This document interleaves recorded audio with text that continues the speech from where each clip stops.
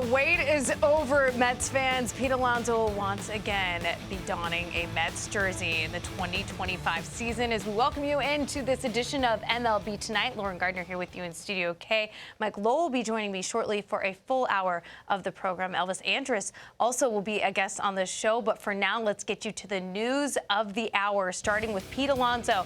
That broke late on Wednesday evening.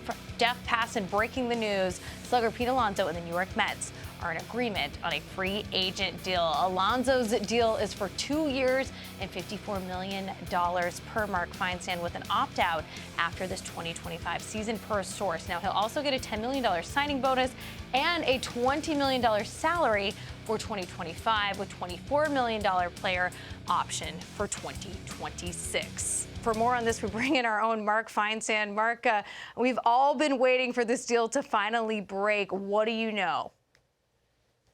So, the Mets have been talking to Alonso for a while. Ultimately, there were two offers on the table, as John mentioned: 3 years and $71 million, 2 years and $54 million. He opted for the shorter-term deal. They both had opt-outs, but this had more money in the first year. So he's going to earn $30 million this year. There's a $10 million signing bonus, a $20 million salary. And, the idea for Alonso is he's going to go out of a good year and go do this again next year, much like other fellow Scott Boras clients, Blake Snell, Matt Chapman, Carlos Correa. They all had that opt-out situation. Chapman obviously signed his big extension before actually becoming a free agent, but Snell became a free agent and cashed in this winter. Correa opted out. He got his big deal. And I think Alonso, for him, the hope is that this is that sort of one-year bridge deal and that he can go out on the market next year and land that long-term. Remember, he turned down a 7-year, $158 million extension less than 2 years ago. So for him, this is now, he's going to wait till next winter to see if he can finally call that a good decision or not. Yeah, short term, this seems to work out really well. I also was reading about a $10 million signing bonus, so not too bad as you're heading down to spring training. Mark, you work in the New York area. Can you just give those around the country a better sense of the timeline of these negotiations, going all the way back really to the regular season? Yeah, like I said, the Mets tried to extend Alonso 2 seasons ago, summer of 23. He turned it down. He switched agents. He went to Scott Boras, theoretically with the idea that he was going to be able to land himself a huge deal as a free agent this offseason. The Mets obviously spent a lot of money on Juan Soto, $765 million.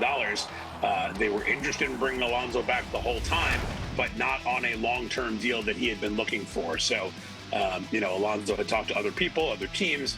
Toronto was a team that kept coming up as a potential suitor for him. Ultimately, he decided he wanted to go back to the Mets. I don't know what the exact offer, if there was any, from Toronto was. But with Soto now in the lineup, in addition to Alonso returning, the Mets certainly have added some firepower to their lineup this winter. This keeps Mark Vientos at third, which takes them out of the Alex Bregman sweepstakes. So now Scott Boras' next goal is to get Alex Bregman signed somewhere. Yeah, hard to believe that going into the postseason, we were thinking of the Mets as being scrappy, especially given their payroll. But now they have retained the 2019 NL Rookie of the Year, 2-time All-Star, back-to-back Home Run Derby champ. And you mentioned the fact, 4-time All-Star rather, you mentioned the fact, though, that he will be in that lineup with Juan Soto. What sort of protection does he provide, and what do you envision in this Mets lineup, especially with the power at the plate this season? Well, the Mets were a formidable team last year. Obviously, they got the NLCS. Without Juan Soto there, and now you bring back Alonso on top of adding Juan Soto. I don't know that he provides the exact same type of protection. It's not quite the 1-2 punch that Soto and Aaron Judge were, but it's pretty good. And when you've got that kind of, every team the Mets play in that first inning, Lindor, Soto, Alonso, with Nimmo on deck, that's not a lineup anybody's going to be excited to face. Pete Alonso, since he broke into the league, has more home runs than anybody in baseball other than Judge. So you pair him with Soto, that's a pretty good 1-2 punch of power right there at the top of the lineup. Yeah, 1-2 punch now in this free agent market, especially in the offseason. All eyes, of course, Mark, have been on the LA Dodgers here this winter. But now that they made this move, how, in your mind, have the Mets done? Well, I think you have to think they've had a very good offseason. They were able to bring back Sean Manaea. Obviously, they added Juan Soto and were able to bring back Alonso. Some people looked at it and said, well, if they bring in Soto, obviously he's a better player than Alonso. But if you don't bring Alonso back, that's still a hole in the lineup you have to address. and now they've done that. What their pitching moves were very similar to what they did last year with Minaya, Severino, and Quintana, bringing in Clay Holmes to start, Frankie Montas, bringing back Minaya. None of the big splashy pitchers, but certainly guys who they think are going to be effective. But when you look at that lineup, it looks very similar to last year, except for the guy who's going to be hitting second, who's one of the 5 best hitters in the game. So I don't know if they're there with the Dodgers. The Dodgers, I think, have the most talented roster top to bottom.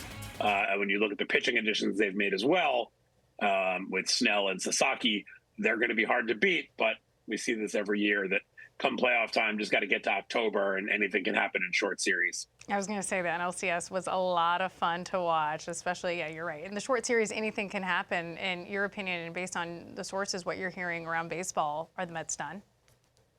I don't know if they're done, but I think they're done with anything major. There had always been that lingering thought in the back of everybody's head that if Alonso doesn't return, that could open the door for Alex Bregman to come in, play third. They move Mark Vientos to first.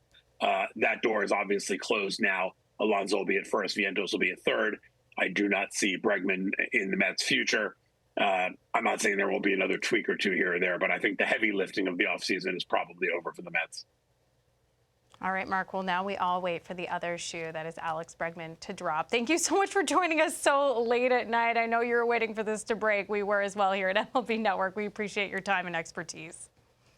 Thanks, LG. That's Mark Feinstein. Again, Pete Alonso, now officially a New York Met for the next 2 years with an opt-out following this upcoming season. So Mets fans, if you're watching, you can rejoice. You'll have the 1-2 punch of Juan Soto and Pete Alonso.